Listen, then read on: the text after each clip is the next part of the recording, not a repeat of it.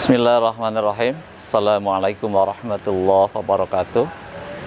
Saudaraku yang dirahmati Allah, pada hari ini, hari Sabtu, tanggal 27 Juli, kita ingin memantau kondisi terakhir kegiatan MTQ tingkat Provinsi Banten yang ke-21 yang dilaksanakan di halaman Masjid Raya Al-Bantani milik pemerintahan Provinsi Banten. Kegiatan MTQ ini telah dilaksanakan dari mulai hari Selasa tanggal 23 dan telah selesai perlombaan beberapa mata lomba pada pagi hari ini, dan insya Allah nanti malam MTQ ke-21 akan dilaksanakan acara penutupan, dan insya Allah penutupan MTQ akan ditutup oleh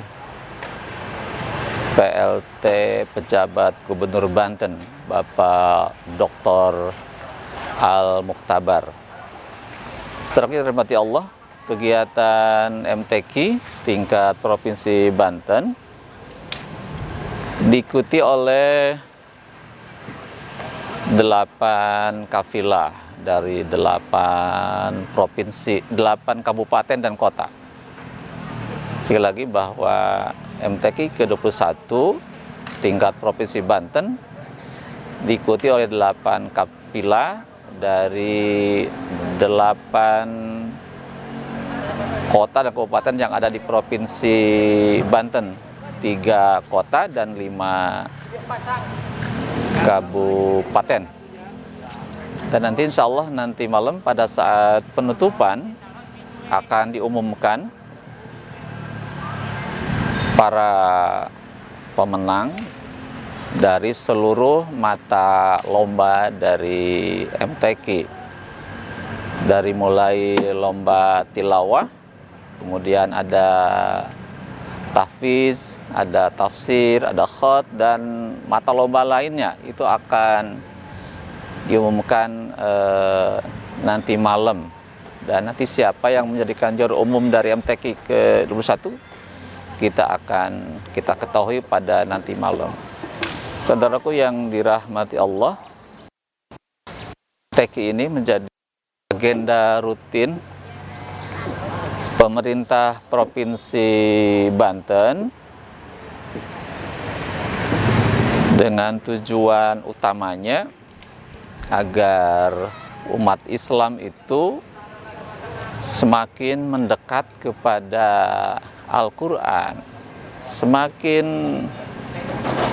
mengenal Al-Quran, semakin cinta Al-Quran. Dan yang paling pokok dari kegiatan rutin ini, agenda rutin MTQ ini, agar umat Islam ini kembali kepada Al-Quran, back to Al-Quran, yakni mampu memfungsikan Al-Quran secara benar. Kita lihat Al-Quran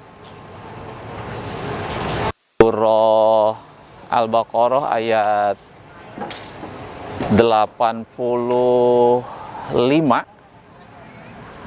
Allah katakan, Syahrul Ramadan alladzi unzila fihil Qur'an hudal linnasi wa bayyinati minal huda wal furqan, yang artinya bulan Ramadan adalah bulan diturunkannya Al-Quran, menjadi hudal linas, menjadi petunjuk bagi manusia, wa bayyinati, minal huda wal furqan, dan penjelasan atas petunjuk dan menjadi pembeda.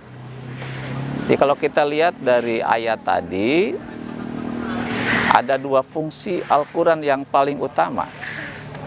Adalah pertama sebagai petunjuk, pedoman hidup, panduan hidup bagi manusia terkait akidah, keimanan, keyakinan kepada Allah, dan yang 5 perkara yang lainnya yang dijabarkan di dalam rukun iman. Quran mengajari kita untuk mengimani 6 perkara yang terdapat dalam rukun iman. Dan Quran pun mengajari kita untuk beribadah yang benar, yang itu dijabarkan di dalam rukun Islam yang 5. Al-Quran mengajari kita untuk melaksanakan 5 rukun, 5 pilar di dalam Islam. Dia harus bersahadat, harus mendirikan sholat, harus berzakat, harus berpuasa, dan harus berhaji bagi mereka yang punya kemampuan, baik fisik maupun material. Itulah Al-Quran mengajari kita untuk beribadah yang benar. Kemudian Quran pun mengajari kita untuk bermuamalah, berhubungan antara manusia. Di antaranya bagaimana Quran mengajari tentang jual beli yang benar, bagaimana mengajari kita untuk mengikat hubungan keluarga yang benar dengan namanya pernikahan. Quran mengajari kita tentang waris mewarisi. Quran mengajari kita untuk berbisnis, melakukan tijarah, perdagangan yang benar.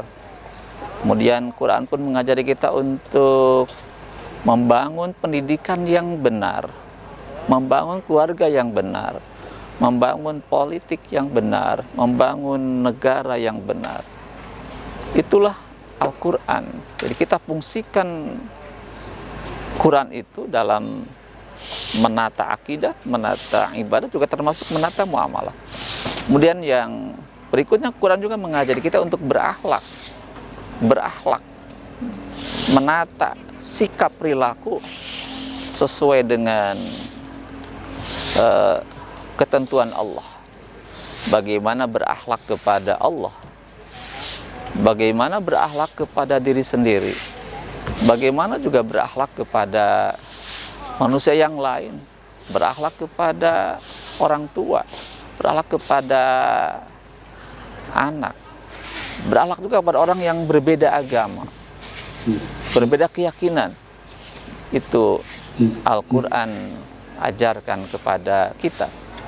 Jadi yang pertama, kita harus mampu memfungsikan Al-Quran secara benar sebagai panduan hidup, pedoman hidup. Kemudian yang kedua, Al-Quran berfungsi sebagai Al-Furqan, artinya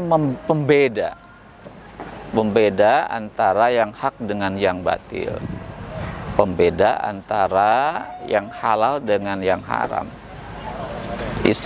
Quran mengajarkan mana perbuatan yang halal, mana perbuatan yang haram, mana perbuatan yang benar, mana perbuatan yang salah, mana makanan yang halal, mana makanan yang haram. Itu dikupas tuntas di dalam Al-Quran. Dan dengan mengetahui perbedaan itu, maka dalam hidup kita harus melakukan hal yang dibenarkan, yang benar, yang hak. Dan kita pun harus menjauhi apa yang batil, yang diharamkan di dalam Islam. Saudaraku yang dirahmati Allah, nah kalau itu kita berhasil, kita bangun Al-Quran di dalam diri kita, di dalam keluarga kita, di dalam masyarakat kita, di dalam bangsa kita, seluruh aktivitas manusia merujuk berpedoman kepada Al-Quran, maka yakinlah hidup ini akan penuh dengan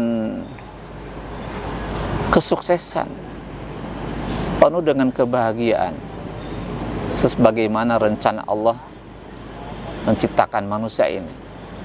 Kenapa? Karena Quran adalah buku manual, buku panduan hidup bagaimana cara mengoperasikan manusia. Jadi setelah Allah menciptakan manusia, maka Allah pun membuat aturan, panduan bagaimana cara mengoperasikan manusia. Nah, kalau ini dilakukan oleh kita semua, oleh kaum muslimin dalam kehidupan keluarga sampai kehidupan yang lebih luas dalam satu bangsa dan negara, yakinlah bahwa hidup ini akan sukses, menjadi sebuah negeri yang baik. Quran mengatakan namanya baldatun thayyibatun warobun ghafur, sebuah negeri yang baik yang Allah ampuni. Tetapi sebaliknya, jika Al-Quran ditanggalkan, Al-Quran dicampakkan, Al-Quran diabaikan dalam hidup ini, maka siap-siaplah akan ditemui banyak masalah, banyak problem-problem yang tidak bisa kita cari jalan keluarnya. Sebagai yang mata Allah, maka dari itu dengan momentum MTQ yang ke-21 ini, jadi mari kita mendekat kepada Al-Quran, kita fungsikan Al-Quran secara benar. Insya Allah hidup kita akan bahagia, selamat di dunia wal akhirah. Demikian apa yang kita kaji pada sore hari ini.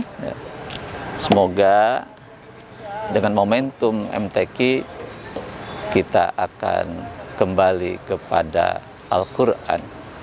Demikian, semoga bermanfaat. Akhirul kalam, assalamualaikum warahmatullahi wabarakatuh.